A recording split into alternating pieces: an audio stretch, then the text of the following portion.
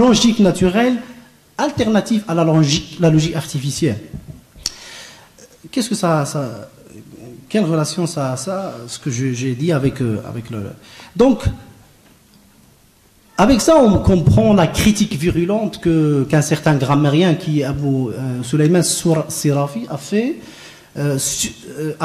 vis-à-vis de la logique aristotélicienne dans un débat, dans une polémique, un munadara, qui est très célèbre, qui est cité par Abu Hayyan Tawhidi dans Imta'u al-Mu'anasa. Dans cette polémique, Abu Ishaq Sirafi, il lui dit clairement, mais vous êtes en train de nous appeler à apprendre la langue grecque, parce que cette logique que vous décrivez n'est que d'autre que la langue grecque. Donc, il a saisi la relation de la logique avec la langue, depuis déjà le 4e siècle de l'Hégire, je crois. Donc, et à mon avis, ce qui a incarné cette logique naturelle, c'est les sciences islamiques. C'est la méthodologie des sciences islamiques qui ont plus bien saisi le rationalisme naturel dont jouit la langue arabe. Et notamment, ilm usul al-fiqh, la science de usul al-fiqh. Il y a d'ailleurs une école philosophique arabe contemporaine qui a commencé par le Cheikh Mustafa Abd al-Razaq, qui était Cheikh Azhar dans les années 20. C'est le frère de Ali Abd al-Razaq, bien sûr. Il ne faut pas confondre Ali Abd al-Razaq qui a parlé de la laïcité dans l'islam.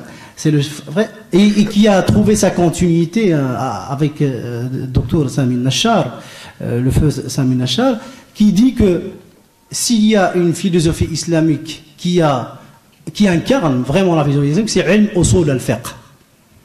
Donc, tout ça pour dire, bien sûr, les soufis, ici, je viens chez les soufis aussi, ils ont critiqué la logique aristotélicienne, ils ont critiqué même la méthodologie rationaliste et rationnelle en tant que telle. Même ils ont critiqué le rationalisme des fuqaha en disant que al-fuqaha ou bi'uqulihim ma'qulun. Mais certains avancent que le soufisme, les soufis, j'avais ce point de critique. Venons très brièvement à la période contemporaine. Bien sûr, il y a des penseurs qui revendiquent ou bien qui appellent à une sorte de revivification du mu'tazilisme ou bien une revivification de l'avéroïsme.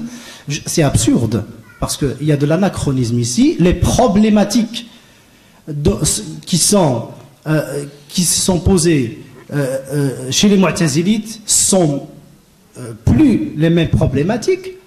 Le contexte historique, le contexte épistémologique aussi de la connaissance elle-même n'est plus le même. Donc c'est un anachronisme qui est clair. Très brièvement aussi, je dis dans la pensée musulmane contemporaine, je dis quelque chose qui est en contexte avec le concept de l'wahda, l'unité dans la pensée musulmane. Moi je crois qu'il y aura, bien sûr, il y a l'unité politique, on peut parler, et ça c'est, actuellement il est très difficile que, il y a pour, à mon avis, il est possible de réaliser une unité dans la pensée. Pas dans le sens où on va devenir tous rationalistes, ou bien tous mu'tazilistes, bien tous chiites, bien tous sunnistes, non, pas de ce sens. La pluralité, il ne faut pas avoir peur de la pluralité dans l'islam. Il ne faut pas avoir peur. Donc, à mon avis, il y a lieu de réaliser ça. Premièrement, en entamant chaque courant, en entamant une autocritique vers son passé, autocritique de la connaissance. Je ne parle pas de l'autocritique de l'histoire, parce que c'est l'histoire, on n'en sortira jamais. L'autocritique de la pensée elle-même et l'autocritique de la pensée dans la lumière du contexte actuel, du contexte de la connaissance mondiale. Parce que il faut avoir cet universalisme dans le débat. Il faut toujours, dans un débat, ici, il faut toujours garder qu'on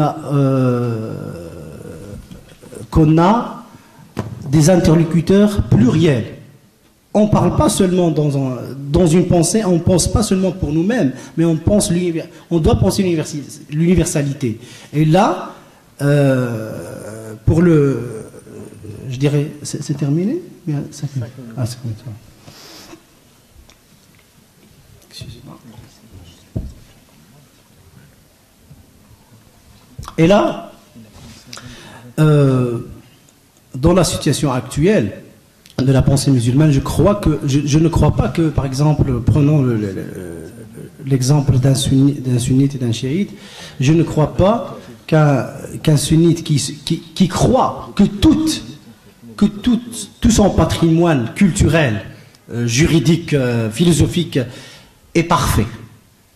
Et un chiite qui prend par exemple, qui croit aussi que tout son patrimoine culturel, juridique, philosophique est parfait. Il n'y a pas de dialogue entre ces deux-là. Moi personnellement, je ne m'entendrai jamais avec quelqu'un qui croit que tout son patrimoine est parfait. Il faut entamer une autocritique vis-à-vis de ce qu'on a eu comme culture, comme patrimoine culturel. À part ça, il n'y aura jamais de rapprochement ni politique, ni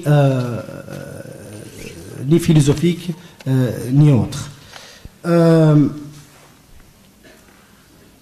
Il faut dire aussi que dans la pensée musulmane contemporaine,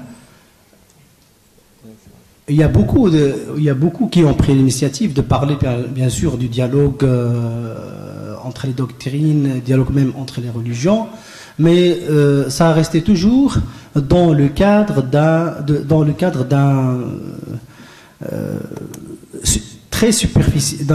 dialogue très superficiel qui n'attaque pas les dilemmes épistémologiques et les dilemmes idéologiques dont souffre toute la pensée musulmane. Et ça, il faut le dire.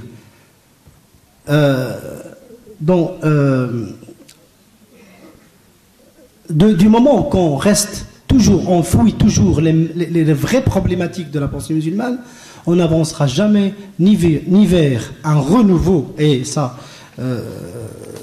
beaucoup de penseurs musulmans appellent à ce renouveau. On ne va jamais accéder ni à un renouveau, ni à un dialogue doctrinal, ni à un dialogue entre religions. Je terminerai là-dessus. Bien sûr, mon exposé, il y avait beaucoup d'autres points. Je les ai passés comme ça pour faire court. Et salam alaikum wa rahmatullahi wa barakatuh.